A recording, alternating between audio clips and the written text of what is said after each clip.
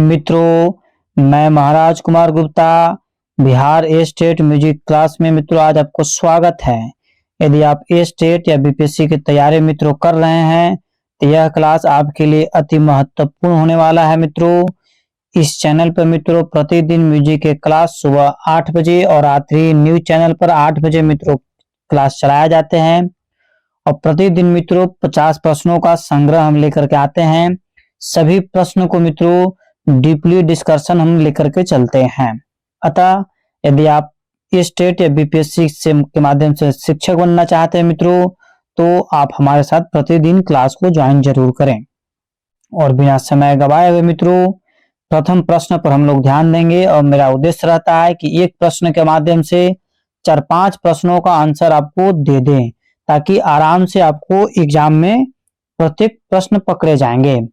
तो मित्रों पहला प्रश्न है कि अल्लाह रा खां खां किनके पिता थे। कहने का मतलब है कि अल्लाह रा खां खां किनके पिता थे, अर्थात अल्लाह रा खां खां के पुत्र कौन थे। तो मित्रों इसका आंसर आपको हो जाएगा जाकिर हुसैन साहब। क्या है? जाकिर हुसैन साहब। मित्रों अब हम इनके व्याख्या पर जानेंगे। सबसे पहले हम लोग जानेंगे कि अल्लाह रा खां खां जो है पंजाब घराने से संबंधित हैं। अल्लाह रा खां खां तबला बजाते हैं। क्या बजाते हैं? तबला बजाते हैं मित्रों। और अल्लाह रा खां खां के पुत्र कौन है? तो जाकिर हुसैन साहब हैं। ठीक है, जाकिर हुसैन साहब भी जो है तबला वादक ही है। व्याख्या मित्रों अल्लाह रा खां खां जाकिर हुसैन के पिता थे जो कि उच्च कोटि के अष्टपदी ख्याति प्राप्त तबला वादक थे। आपका जन्म पंजाब में हुआ था।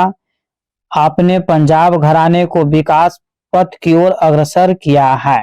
ठीक है, अगला प्रश्न मित्रों कि पहले किसका जन्म हुआ, मतलब इनमें से सबसे पहले किसका जन्म हुआ, छोटा ख्याल का या बड़ा ख्याल का। तो मित्रों सबसे पहले जो आपको जन्म हुआ है आपको छोटा ख्याल का जन्म हुआ। कौन सा ख्याल का? छोटा ख्याल का। ये डीएसएसबी का जो एग्जाम हुआ था मित्रों उसमें यह प्रश्न पूछा भी गया है। तो व्याख्या पर हम लोग ध्यान देंगे कि सबसे पहले छोटा ख्याल का जन्म कैसे हुआ, तिथि के अनुसार ही हम लोग को पता चलेगा। तो मित्रों व्याख्या है 14वीं शताब्दी में अमीर खुसरो ने छोटे ख्याल का आविष्कार किया था। अब पूछ सकता है एग्जाम में कि छोटा ख्याल का आविष्कार किसने किया, तो अमीर खुसरो साहब किए। छोटा ख्याल का आविष्कार कब हुआ? तो 14वीं शताब्दी में हुआ। और 15वीं शताब्दी में सुल्तानपुर के हुसैन सरकी ने बड़े ख्याल का आविष्कार किया था। अर्थात बड़ा ख्याल का आविष्कार कब हुआ मित्रों? तो 15वीं शताब्दी में। और बड़ा ख्याल का आविष्कार किसने किया? तो सुल्तानपुर के शासन कौन था? हुसैन सरकी। मतलब बड़ा ख्याल का जो है निर्माता कौन है? हुसैन सरकी। ठीक है मित्रों, इस कारण पहले छोटा ख्याल आया, ठीक है, और बाद में बड़ा ख्याल आया। मतलब छोटा ख्याल 14वीं शताब्दी में और बड़ा ख्याल 15वीं शताब्दी में। छोटा ख्याल के जन्मदाता हो गए अमीर खुसरो और बड़ा ख्याल के जन्मदाता कौन हो गए? हुसैन शाह सरकी। अगला प्रश्न मित्रों, ताल दीपचंदी प्रायः किसके साथ बजाई जाती है? ताल दीपचंदी प्रायः किसके साथ बजाई जाती है? तो मित्रों इसका आंसर आपको हो जाएगा ठुमरी के साथ बजाई जाती है। ताल दीपचंदी किसके साथ बजाई जाती है? ठुमरी के साथ मित्रों बजाई जाती है। व्याख्या पर हम लोग ध्यान देंगे। ताल दीपचंदी मुख्यतः ठुमरी गायकी के साथ बजाई जाती है। यह श्रृंगार रस प्रधान गायक शैली है जो उपशास्त्रीय शैली के अंतर्गत आती है। ठीक है, और ठुमरी के सब सुप्रसिद्ध कलाकार कौन है? तो गिरजा देवी। ठीक है मित्रों, अगला प्रश्न पर हम लोग चलेंगे। टप्पा गायकी के साथ प्रायः कौन सी ताल बजती है? टप्पा गायकी के साथ प्रायः कौन सी ताल बजती है? तो मित्रों इसका आंसर आपको हो जाएगा पंजाबी। ठीक है, डॉग। अब हम लोग चलेंगे टप्पा के बारे में सबसे पहले जानेंगे। तो टप्पा गायकी का जो आविष्कारक थे आपको गुलाम नबी सौरी साहब थे। ठीक है, व्याख्या पर ध्यान देंगे। टप्पा गायन शैली का जन्म पंजाब में हुआ था। इसके साथ अगर देखा जाए तो टप्पा ताल बजाई जाती है, लेकिन पंजाबी ताल भी बजाई जा सकती है। तो टप्पा ताल नहीं रहने के कारण यहाँ पर हम क्या टिक आउट किए?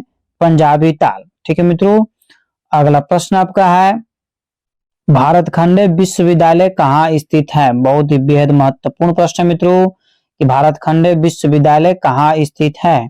तो मित्रों जिस प्रश्न का आंसर आपको आता है, उस प्रश्न का आंसर मित्रों आप कमेंट्स में जरूर दिया कीजिए। इससे फायदा आपको यह है कि जो आप लिख दीजिएगा वो आपको 100% याद हो जाएगा, इसीलिए आप लिख करके पढ़ा कीजिए। तो व्याख्या पर से पहले मित्रों हम लोग जानेंगे कि भारत खंड विश्वविद्यालय कहाँ स्थित है। तो मित्रों लखनऊ में स्थित है। कहाँ स्थित है? लखनऊ में। सी नंबर इसका आंसर सही है। व्याख्या पर ध्यान देंगे मित्रों। भारत खंड विश्वविद्यालय लखनऊ में स्थित है। इस विश्वविद्यालय की स्थापना पंडित विष्णु नारायण भारत खंडे जी ने की थी। इस विश्वविद्यालय में संगीत की 3 विद्याओं की शिक्षा दी जाती है, ताल का और परिचय का, ठीक है। और जैसे एक और है, इसमें नहीं दिया हुआ, आपको बता दिया जाएगा। अगला प्रश्न मित्रों कि ग रे ग प ध नि सा किस राग को दर्शाता है। बहुत ही बेहद महत्वपूर्ण प्रश्न मित्रों, आप कमेंट्स में जरूर बताया कीजिए। इसका आंसर आपको हो जाएगा मित्रों बिलावल राग को दर्शाता है। किसको दर्शाता है? बिलावल राग को। व्याख्या पर ध्यान दीजिएगा। ग रे ग प ध नि सा स्वर समूह बिलावल राग को दर्शाता है। इस राग के सभी स्वर शुद्ध लगते हैं। यह राग बिलावल थाट का आश्रय राग है। इसकी जाति संपूर्ण मानी जाती है। पूछ सकता है कि बिलावल राग की जाति क्या है, तो संपूर्ण मानी जाती है। यमन खमाज शुद्ध कल्याण राग के सभी शुद्ध स्वर नहीं होते हैं। अगला प्रश्न मित्रों ध नि रे सा किस राग का अंश है। ध नि रे सा किस राग का अंश है। तो मित्रों इसका आंसर आपको हो जाएगा दरबारी का। किसका? दरबारी राग का। व्याख्या पर ध्यान दीजिए मित्रों। ध नि रे सा स्वर समूह दरबारी राग का अंश है। इस राग का आविष्कार तानसेन जी ने किया था। असावरी राग के आरोह में नी का प्रयोग नहीं होता है। अंडाना राग में ध नि रे सा लेते समय नी शुद्ध होता है। जौनपुरी राग में मुख्य स्वर समूह म प नि ध प ध म ग रे म प स्वर होता है, इसलिए यह स्वर समूह दरबारी राग है। अगला प्रश्न मित्रों राग अंडाना किस सप्तक में ज्यादा रहता है। बहुत ही बेहद महत्वपूर्ण प्रश्न मित्रों कि राग अंडाना किस सप्तक में ज्यादा रहता है। तो मित्रों इसका आंसर आपको हो जाएगा तार सप्तक में। किसमें? तार सप्तक में। व्याख्या पर ध्यान दीजिएगा। प्रत्येक राग का अपना चलन होता है। कुछ राग मंद्र सप्तक में, कुछ मध्य सप्तक में, और राग अंडाना मुख्यतः तार सप्तक में ज्यादा निखरता है। अगला प्रश्न मित्रों राग दरबारी कब गाया जाता है। राग दरबारी कब गाया जाता है। तो मित्रों राग दरबारी जो है रात्रि में गाया जाता है। कब गाया जाता है? रात्रि में। व्याख्या पर ध्यान दीजिए मित्रों। राग दरबारी रेवादी और संवादी माना जाता है। ठीक है, पूछ सकता है कि राग दरबारी का वादी स्वर क्या है, तो रे, ठीक है, और संवादी स्वर क्या है, तो प है। इस राग का गायन समय रात्रि का दूसरा प्रहर माना जाता है। प्रहर कितने होते हैं मित्रों? 8 प्रहर होते हैं। तो राग दरबारी को कब गाया जाता है, तो रात्रि में। यदि एक्यूरेट पूछेगा तो रात्रि के दूसरे प्रहर में। ठीक है मित्रों। अगला प्रश्न है पंडित ओमकार नाथ ठाकुर किनके शिष्य थे। मतलब पंडित ओमकार नाथ ठाकुर के गुरु कौन थे, ये भी पूछ सकता है। तो मित्रों पंडित ओमकार नाथ ठाकुर किनके शिष्य थे। तो मित्रों जिस प्रश्न का आंसर आपको आता है उसको कमेंट्स में जरूर दिया कीजिए। तो इसका आंसर हो जाएगा मित्रों पंडित विष्णु दिगंबर पलुस्कर साहब। बोल पंडित विष्णु दिगंबर पलुस्कर साहब। व्याख्या पर ध्यान देंगे हम लोग। पंडित ओमकार नाथ ठाकुर पंडित विष्णु दिगंबर पलुस्कर जी के शिष्य थे। आपका जन्म गुजरात में 24 जून 1897 ईस्वी को हुआ था। अब पूछ सकता है मित्रों कि पंडित ओमकार नाथ साहब का जन्म कब हुआ, तो 1897 ईस्वी में। किस राज्य में हुआ था, तो गुजरात में हुआ था। इस प्रकार मित्रों हम लोग अगले प्रश्न पर ध्यान देंगे कि बलवंत राय भट्ट किनके शिष्य हैं। बलवंत राय भट्ट किनके शिष्य हैं। तो मित्रों आंसर हो जाएगा विनायक राव पटवर्धन का। विनायक राव पटवर्धन का। व्याख्या पर ध्यान देंगे मित्रों। बलवंत राय भट्ट विनायक राय पटवर्धन के शिष्य हैं। ठीक है। यदि मित्रों इस चैनल पर पहली बार विजिट कर रहे हैं तो चैनल को अभी तुरंत सब्सक्राइब कर लीजिए, ठीक है। और मित्रों बहुत कठिन परिश्रम के बाद मित्रों वीडियो तैयार किया जाता है, अतः वीडियो को लाइक जरूर किया कीजिए ताकि हमको भी मोटिवेट मिल सके। तो मित्रों प्रश्न आपका है, राग विज्ञान के लेखक का नाम क्या है, अर्थात राग विज्ञान को किसने लिखा है या राग विज्ञान के लेखक कौन है। तो मित्रों इसका आंसर आपको हो जाएगा पंडित विनायक राव पटवर्धन। पंडित विनायक राव पटवर्धन, व्याख्या पर ध्यान दीजिएगा। राग विज्ञान के लेखक पंडित विनायक राव पटवर्धन जी हैं। आपको 1972 ईस्वी में पद्म भूषण की उपाधि से विभूषित किया गया। पूछ सकता है एग्जाम में, पंडित विनायक राव पटवर्धन को पद्म विभूषण कब मिला था, तो 1972 ईस्वी में, ठीक है। और राग विज्ञान के लेखक कौन है, तो पंडित विनायक राव पटवर्धन साहब। अगला प्रश्न मित्रों, कर्नाटक पद्धति में मुख्य ताल कितने होती है। कर्नाटक पद्धति में मुख्य ताल कितनी होती है। मित्रों फटाफट अब कमेंट्स में आंसर जरूर दिया कीजिए। तो मित्रों कर्नाटक पद्धति में मुख्य ताल 7 होता है, 7 होता है, ठीक है। कितना होता है, 7 होता है। व्याख्या पर ध्यान देंगे मित्रों हम लोग। कर्नाटक पद्धति में मुख्य 7 ताल होती है। ध्रुव, मठ, रूपक, झंप, त्रिपुट, अठ। एक प्रत्येक जाति में लघु का मान परिवर्तन होने से जाति भेद के अनुसार 7 into 5 मतलब 7 ताल और 5, ठीक है। 7 बचे 35 है। 35 ताले गति भेद के द्वारा 35 गुना 5 175 तालों का निर्माण होता है, ठीक है मित्रों। अगला प्रश्न आपका है, स रे ग रे स किस राग का अंश है, ठीक है मित्रों। प्रत्येक क्वेश्चन का हम डिस्क्रिप्शन इसलिए आपको डाल देते हैं ताकि आप डिटेल्स में उसको जान सकें। तो स रे ग रे स किस राग का अंश है। तो मित्रों इसका आंसर आपको हो जाएगा, बारीकी से केयर कीजिएगा। तो इसका आंसर है मित्रों तोड़ी। क्या है, तोड़ी मतलब बॉल। व्याख्या पर मित्रों ध्यान दीजिएगा। मुल्तानी राग के आरोह में रे नहीं लगता है, ठीक है। भैरवी राग का वादी म होता है। इस बोल समूह में म का प्रयोग नहीं है, अतः यह बोल समूह भैरवी राग का नहीं है। आसावरी राग में रे स्वर शुद्ध होता है, इसलिए यह स्वर आसावरी राग का नहीं है, अतः यह स्वर समूह तोड़ी राग का है। कौन सा राग का है, तोड़ी राग का है। अगला प्रश्न मित्र कि 4 ताल किस गायकी की ताल है। 4 ताल किस गायकी की ताल है। तो मित्रों इसका आंसर आपको हो जाएगा ध्रुपद गायकी की ताल है। कौन गायकी की, ध्रुपद गायकी की ताल है मित्रों। 4 ताल किस गायकी की ताल है, तो ध्रुपद गायकी की। व्याख्या प्रदान दीजिए।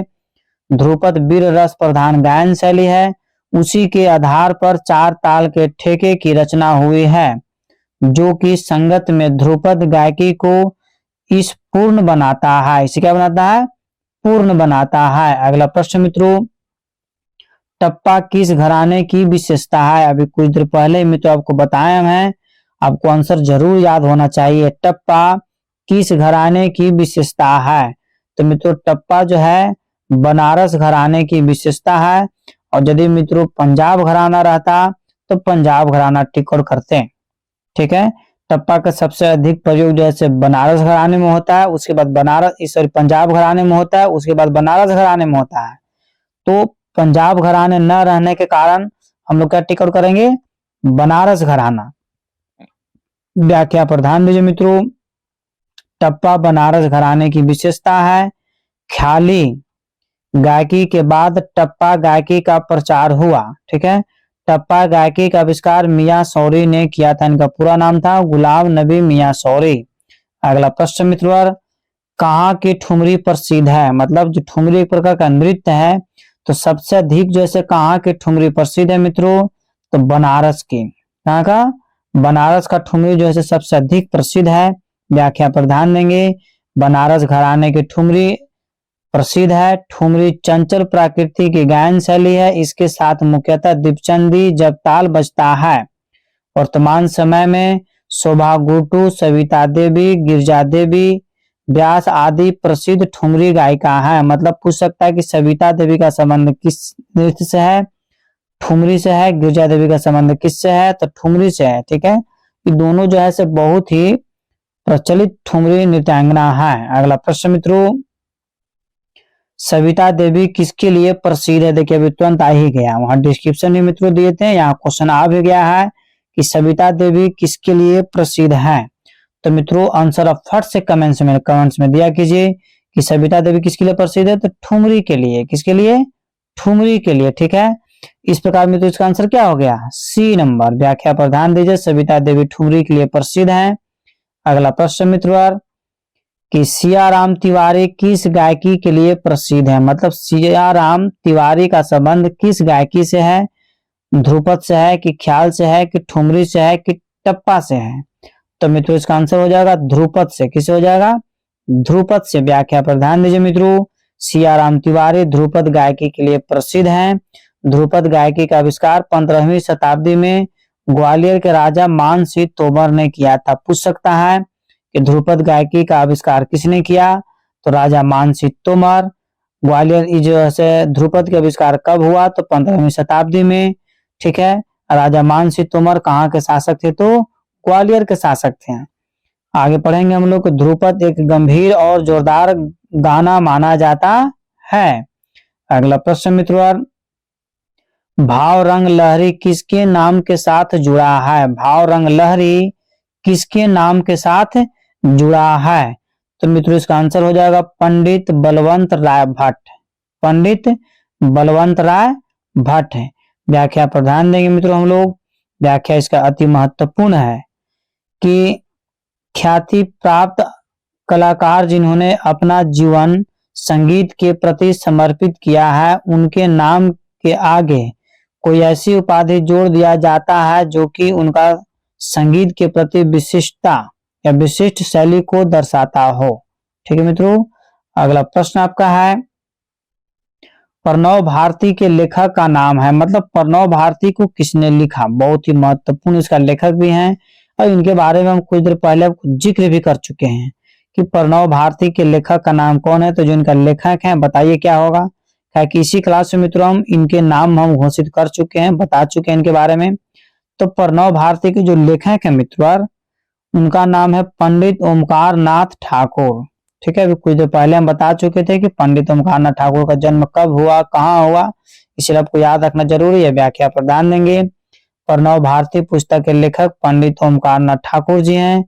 आपके गुरु विष्णु दिगंबर पलुस्कर साहब हैं। मतलब पंडित ओमकार नाथ ठाकुर के गुरु कौन है, पंडित विष्णु दिगंबर पलुस्कर जी हैं। ओमकार नाथ ठाकुर जी की प्रमुख पुस्तकों में प्रणव भारती तथा संगीतांजलि विशेष उल्लेखनीय है। पूछ सकता है एग्जाम में मित्रों कि संगीतांजलि के लेखक कौन है, तो आपको बताना होगा पंडित ओमकार नाथ ठाकुर। या प्रणव भारती के लेखक कौन है, तो पंडित ओमकार नाथ ठाकुर। इस प्रकार मित्रों संपूर्ण म्यूजिक की किताब के बारे में यदि डिटेल्स रूप में आप जानना चाहते हैं तो एक वीडियो हम बना दिए हैं, उस वीडियो का लिंक मित्रों इसी वीडियो के डिस्क्रिप्शन बॉक्स में हम डाल देंगे, आप जरूर उस क्लास को देख लीजिए। अगला प्रश्न मित्रों, कुल कितनी श्रुतियां हैं। यदि आप म्यूजिक की तैयारी कर रहे हैं मित्रों तो कुल श्रुतियों की संख्या आपको जरूर याद होना चाहिए। कुल श्रुतियों की संख्या मित्रों कितना है आप कमेंट्स में जरूर बताया कीजिए। और यदि इस चैनल पर मित्रों पहली बार विजिट कर रहे हैं तो चैनल को अभी तुरंत सब्सक्राइब कर लीजिए मित्रों। और इसका आंसर कितना हो जाएगा, 22। क्या हो जाएगा, 22। एक चीज आपको बताते चले कि 22 श्रुतियों का नाम हम एक क्लास में बता चुके हैं, अतः उस क्लास को देख करके आप जरूर याद कर लें। तो हम लोग व्याख्या पर ध्यान देंगे, असंख्यक नादों में 22 नाद को श्रुति की संज्ञा प्रदान की गई है। वर्तमान समय में भारत खंडे जी ने इन्हें 22 श्रुतियों में से 7 शुद्ध स्वर, 4 जो है कोमल स्वर और 1 विकृति स्वर को स्थापित किया है। अगला प्रश्न मित्रों, स और रे में कितनी श्रुतियों का अंतर है। बहुत ही बेहद महत्वपूर्ण प्रश्न है, स और रे में कितनी श्रुतियों का अंतर है। मित्रों ये भी प्रश्न को एग्जाम में पूछा गया है।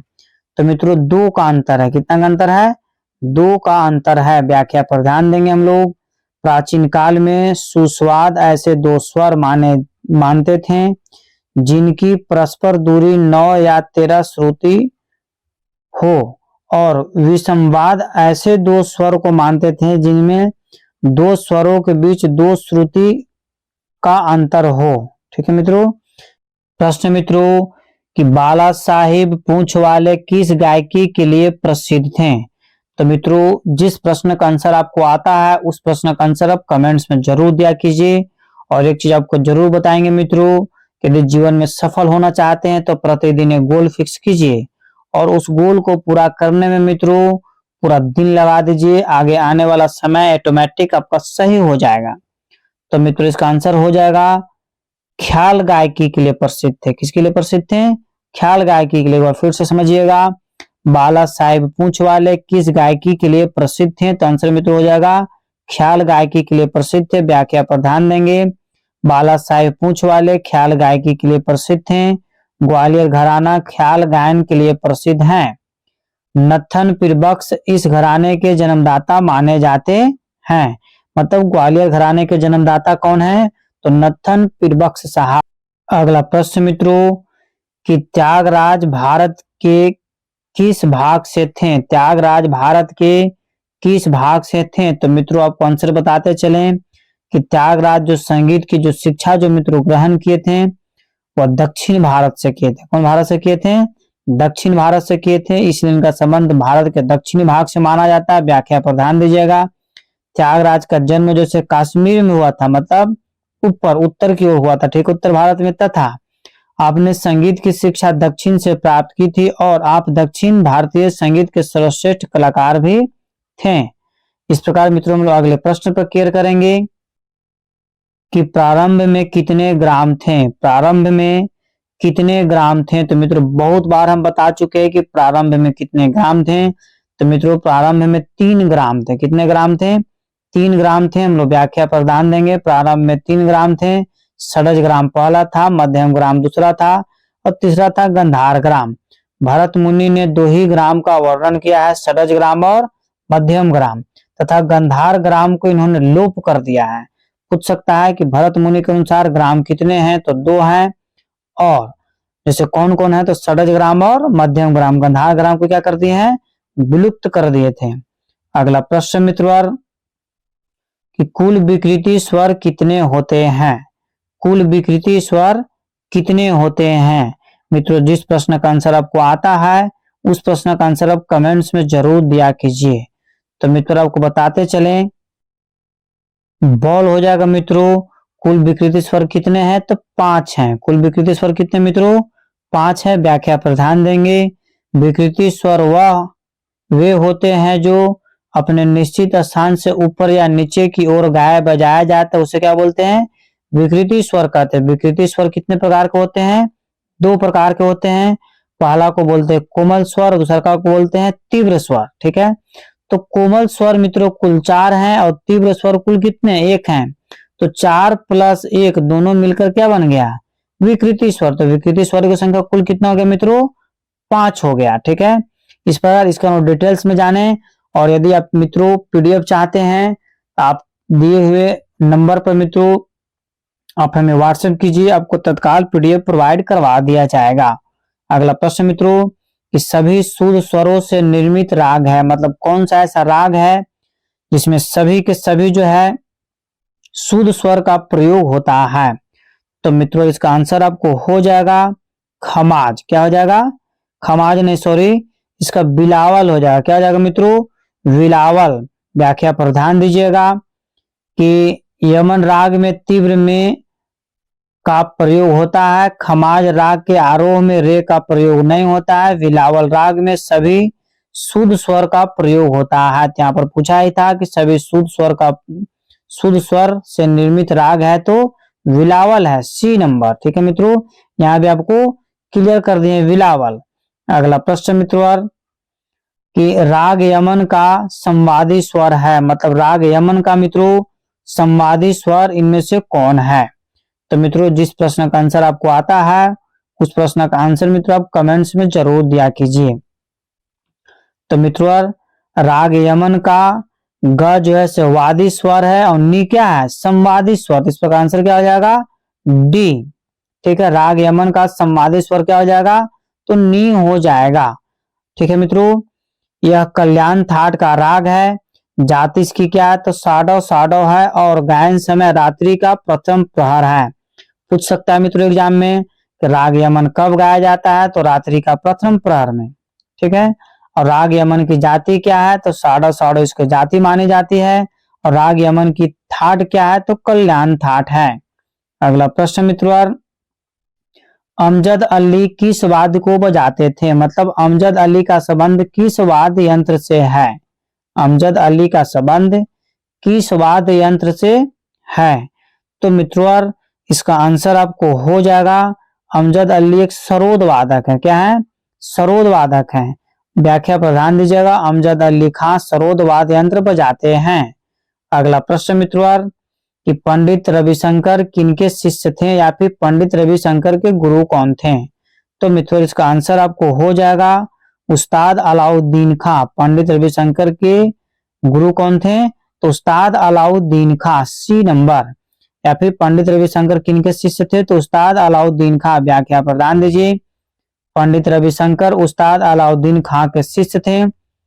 पंडित रविशंकर ने केवल भारत के अपितु अंतरराष्ट्रीय जगत के शीर्ष सितार वादक हैं। ठीक है मित्रों, आपसे पूछ सकता है कि पंडित रविशंकर क्या बजाते हैं, तो सितार बजाते हैं। इस प्रकार मित्रों अगला प्रश्न है, सितार में बाज का तार किस स्वर में मिलाया जाता है। सितार में बाज का तार जो है किस स्वर में मिलाया जाता है, तो मित्रों इसका आंसर आपको हो जाएगा मंद्र मध्यम में। मंद्र मध्यम में। व्याख्या पर ध्यान दीजिएगा मित्रों, सितार में बाज का तार मंद्र मध्यम स्वर में मिलाया जाता है। अगला प्रश्न मित्रों, कि गायन के ख्याल का वादन पर्याय क्या है, मतलब गायन के ख्याल का वादन पर्याय क्या है, तो इसका आंसर आपको मित्रों हो जाएगा गत। क्या हो जाएगा, गत, डी नंबर। व्याख्या पर ध्यान दीजिएगा, जिस प्रकार गायन में ख्याल शैली का महत्व है, उसी प्रकार वादन में गत होता है। ठीक है। ख्याल दो प्रकार के होते हैं। पूछ सकता है एग्जाम में कि ख्याल कितने प्रकार के होते हैं, तो दो प्रकार के होते हैं। पहला को बोलते हैं छोटा ख्याल, दूसरा को बोलते हैं बड़ा ख्याल। छोटा ख्याल का निर्माण कब हुआ था, तो 14वीं शताब्दी में।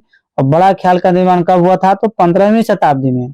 छोटा ख्याल के जन्मदाता कौन थे, निर्माता कौन थे, तो अमीर खुसरो साहब। और बड़ा ख्याल के जन्मदाता कौन थे मित्रों, तो हुसैन शाह सरकी।